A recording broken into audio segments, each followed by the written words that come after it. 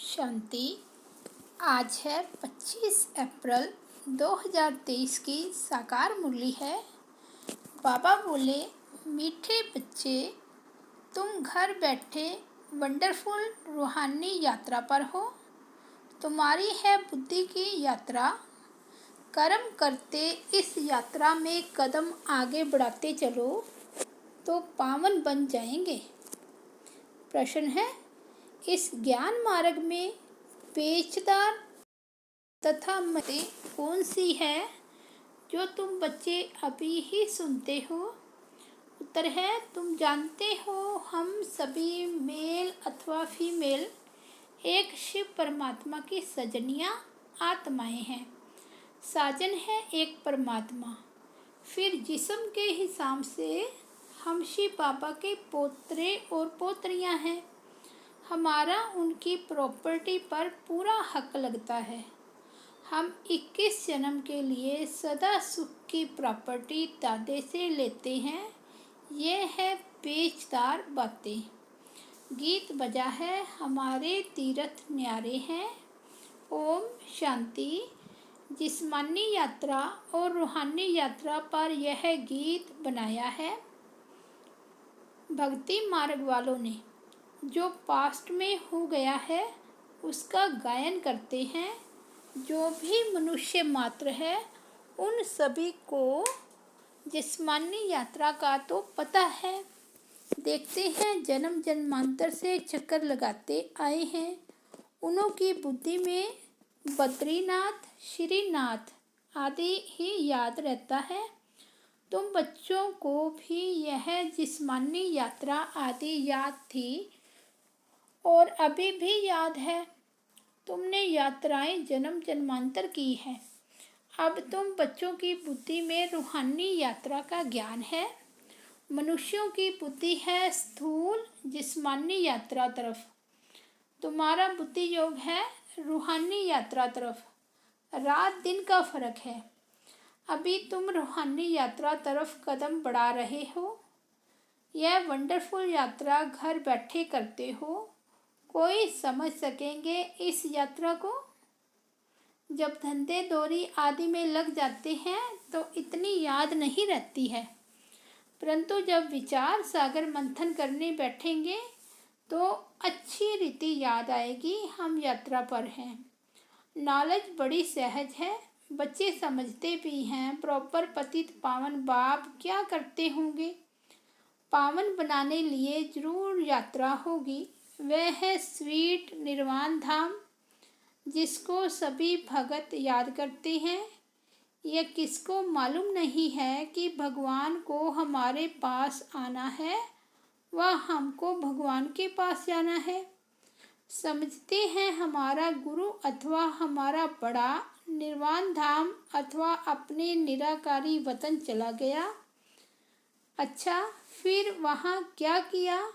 जाकर बैठ गया। क्या हुआ? वह कुछ भी पता नहीं है। सिर्फ कह देते पार निर्वाण गया। ज्योति जो समाया, लहर सागर में समा गई। कुछ भी पता नहीं है कि यह सृष्टि का चक्र कैसे फिरता है। अब बाप समझाते हैं यह रूहानी यात्रा एक ही बार होती है इस अंतिम जन्म में। रूहानी यात्रा अथवा आत्माओं की यात्रा कहें। पहले पहले तो बच्चों को यह निश्चय हुआ कि हम आत्मा हैं। कहा जाता है जीव आत्मा दुख पाती है, तो इस समय जब आत्मा जीव के साथ है, सजनी है, तो वह बाप को ढूंढती है। मेल अथवा फीमेल सभी सजनियां हैं। वैसे मेल्स को कोई सजनी थोड़े ही कहेंगे, परंतु यह है बहुत गुह्य पेचदार बातें। तुम अपने को शिव बाबा के पोतरे समझते हो, जबकि जिस्म में हो तो इस हिसाब से पोतरे पोतरियां ही ठहरे। बाबा ने समझाया है तुम्हारा दादे की मलकियत पर हक है। कोई बाप भल धनवान हो, बच्चे नालायक हो, उनको मलकियत ना दे, यह हो सकता है। परंतु दादे की प्रॉपर्टी परंपरा से रजाई कुल में चली आई है। सतयुग त्रेता में तुम दादे की प्रॉपर्टी भोगेंगे। अभी तुम दादे से प्रॉपर्टी लेते हो। दादे की प्रॉपर्टी कितनी बड़ी ज़बरदस्त है। 21 जन्म तुम सदा सुख की प्रॉपर्टी लेते हो। परम पिता परमात्मा है दादा, ग्रैंडफादर। बाबा कहेंगे ब्रह्मा को, कहते हैं यह प्रॉपर्टी हम दादे से ले रहे हैं। तुम जितना पुरुषार्थ करेंगे उतना दादे की प्रॉपर्टी मिलेगी। जैसे यह माता पिता जगदम्बा जगत पिता पुरुषार्थ करते हैं, ऐसे हम भी इस पुरुषार्थ से ऐसा ऊंच बनते हैं। दादे से फुल प्रॉपर्टी लेते हैं, राजाई प्राप्त करते हैं। तुम जानते हो वह बादशाही फिर कितना समय चलती है। पॉइंट्स तो अथाह हैं। अगर इस प्रकार तुम कोई को भी समझाओ तो झट समझ जाएंगे। 2 बाप तो जरूर हैं। प्रजापिता ब्रह्मा को पिता तो सभी कहते हैं। गॉड फादर को सभी मानते हैं। वह बड़ा है दादा, ब्रह्मा उनका बच्चा ठहरा। ब्रह्मा का नाम तो बाला है। विष्णु व शंकर को प्रजापिता नहीं कहेंगे। सूक्ष्म वतन में तो रचना नहीं रचेंगे। ब्रह्मा ही जरूर वहाँ ब्राह्मण रचते होंगे। ब्रह्मा मुख कमल से परम पिता परमात्मा ने ब्राह्मण संप्रदाय रची। जैसे कहेंगे क्राइस्ट क्रिश्चियन संप्रदाय रची। इब्राहिम ने इस्लाम संप्रदाय रची। नाम आता है ना। शंकराचार्य ने भी रचना रची। हर एक झाड़ में टाल टालियाँ तो होती है। यह है बेहद का झाड़। इनका रचयिता अथवा बीज रूप तो मशहूर है, नामी ग्रामी है। फाउंडेशन ऊपर में है, बीज है ऊपर। बाकी टाल टालियाँ अभी यहाँ ही कहेंगे। यह सारे मनुष्यों की रची हुई रचना है। यह ब्रह्मा कुमारी संस्था बीज रूप बाप ने स्वयं रची है। जो बीज रूप परमपिता परमात्मा ऊपर में रहते हैं, ऐसे नहीं सभी टाल टालियों का बीज रूप ऊपर में है। यह बड़ी महीन बातें हैं। परमपिता परमात्मा को हमेशा ऊपर में याद किया जाता है। क्राइस्ट को ऊपर में याद नहीं करेंगे। परमपिता परमात्मा का नाम रूप देश काल तो एक ही है, वह कभी बदलता नहीं। तो यह बाप बैठ अच्छी रीति समझाते हैं। तुम बच्चे जानते हो हम अब पति से पावन बन रहे हैं। सदैव एक रस नहीं रहते हैं। पहले 16 कला संपूर्ण होते हैं, फिर 14 कला, फिर कलाएं कम होती जाती हैं। सतयुग के बाद फिर हम नीचे आते रहते हैं। इस समय हम बिल्कुल ऊपर जाते हैं। यह हुआ ऊपर जाने का रास्ता, वह हुआ नीचे आने का रास्ता। इनकी महिमा बहुत भारी है। पतित पावन एक है। याद भी सभी एक को करते हैं, परंतु पूरा नहीं जानने के कारण देहधारियों को याद कर लेते हैं, क्योंकि इस बात को भूले हुए हैं कि पतित पावन कौन है। जरूर एक को कहना पड़े, सिवाय तुम बच्चों के और कोई की बुद्धि में आ नहीं सकता। तुम्हारे में भी नंबरवार हैं। अब तुम समझते हो हम दादे के पोतरे हैं और बाबा के घर में बैठे हैं। यहाँ दादा भी मौजूद है। अवतार भी जरूर यहाँ ही अवतार भी जरूर यहाँ ही लेगा ना। तुम कहेंगे यहाँ हमारा दादा हमको पढ़ाते हैं, वे परम धाम से आते हैं। वे हमारा दादा है रूहानी, और सब जिस्मानी दादे होते हैं। तो दादा कहते खुशी में एकदम उछल पड़ना चाहिए। भल राजे रजवाड़े बहुत साहूकार हैं, परंतु वे दादा हमको क्या देते हैं? स्वर्ग की बादशाही। यह बातें अभी तुम समझते हो। सतयुग में फिर यह बातें भूल जाती है।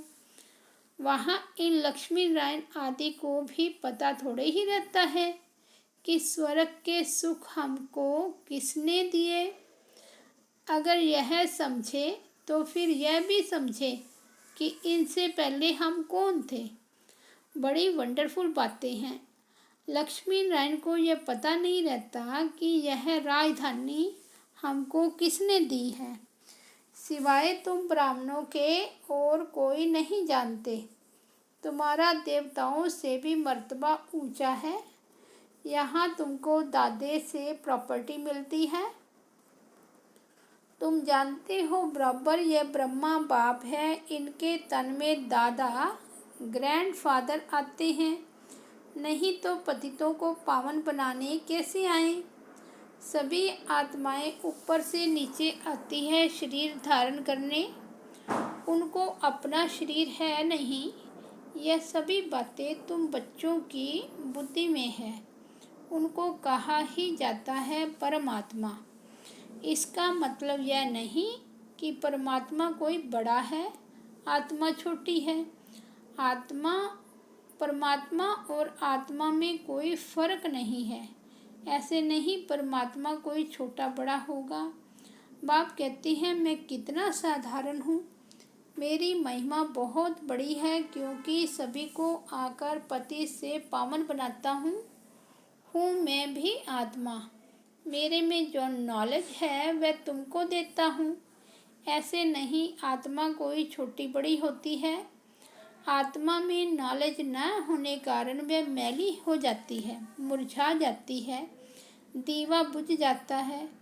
फिर उसमें ज्ञान घृत पड़ने से दीवा जगता है। बाकी आत्मा क्या है, ऐसे कोई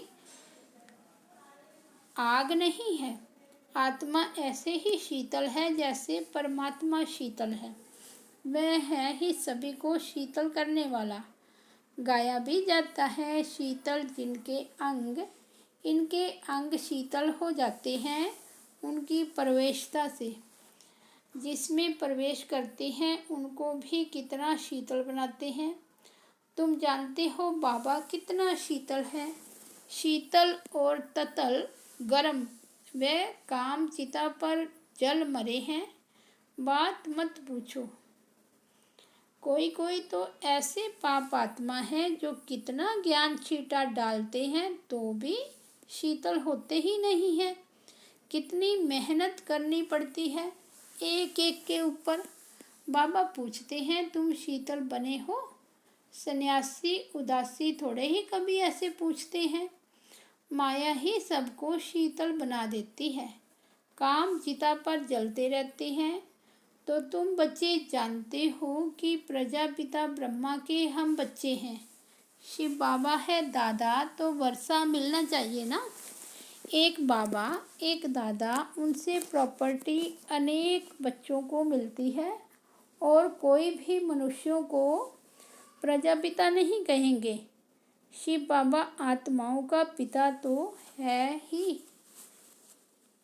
शिव बाबा आत्माओं का पिता तो है ही है। अभी तुम बच्चे जबकि सन्मुख बैठे हो तो जानते हो हम शिव बाबा के साथ बैठे हैं। वह हमारा दादा है जो स्वर्ग का रचयिता है। उनसे हम राजयोग सीख रहे हैं।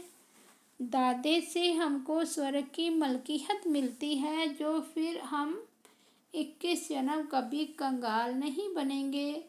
तुम बहुत साहूकार बनते हो। जो तुम पूज्य देवी देवता थे वही फिर पुजारी बने हो।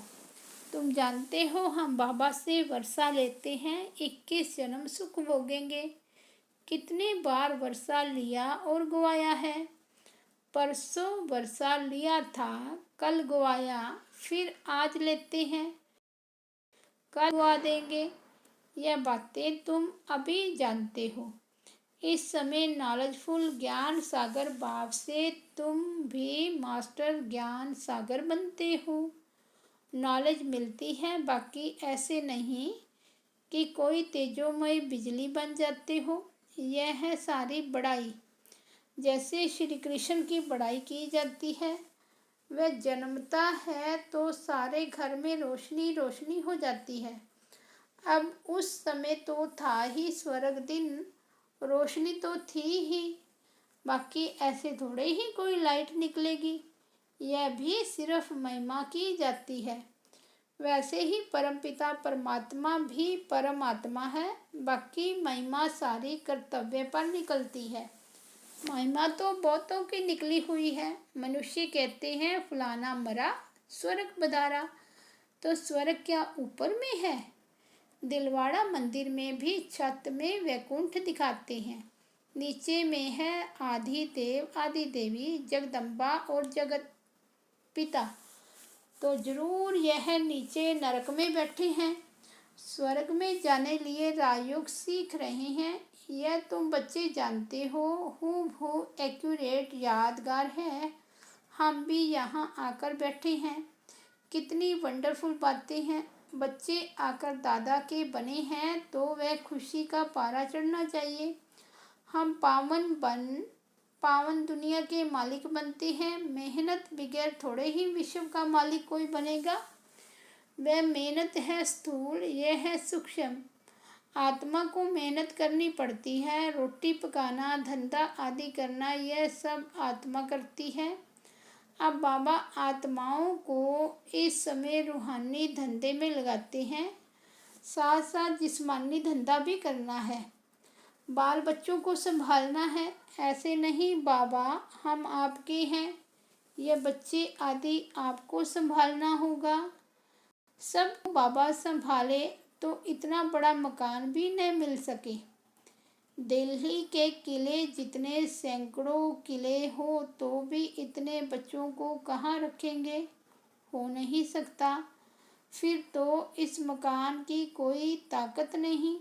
कायदा ही है गृहस्थवार में रहते हुए अपना पुरुषार्थ करो। इतने सब बच्चे यहाँ आ जाए तो चल कैसे सके?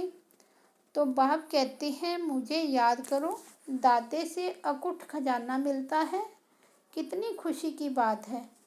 टाइम कोई जास्ती नहीं है। गाया जाता है राम गयो रावण गयो, आगे साक्षात्कार होता रहेगा कि इसके बाद क्या होना संभव है। अपने घर के नज़दीक पहुँचते हैं तो वह झाड़ आदि देखने में आती हैं।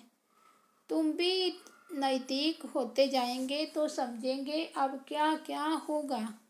बाबा ज्ञान भी देता रहेगा। अच्छा मीठे मीठे सिकिलदे बच्चों प्रति माता पिता बाप दादा का याद प्यार और गुड मॉर्निंग। रूहानी बाप की रूहानी बच्चों को नमस्ते। हम रूहानी बच्चों की रूहानी बाप दादा को याद प्यार गुड मॉर्निंग और नमस्ते। धारणा के लिए मुख्य सार। फर्स्ट पॉइंट है बाप समान शीतल बन ज्ञान छिटा डाल, मनुष्य आत्माओं को भी शीतल बनाने की सेवा करनी है। दूसरा दादे की मलकियत को याद कर अपार खुशी में रहना है। रूहानी धंधा कर विश्व की बादशाही लेनी है। वरदान है समीप संबंध और सर्व प्राप्ति द्वारा सहयोगी बनने वाले सर्व सिद्धि स्वरूप भाव। जो बच्चे सदा समीप संबंध में रहते हैं और सर्व प्राप्तियों का अनुभव करते हैं, उन्हें सहज योग का अनुभव होता है। वे सदा यही अनुभव करते हैं कि मैं हूँ ही बाप का।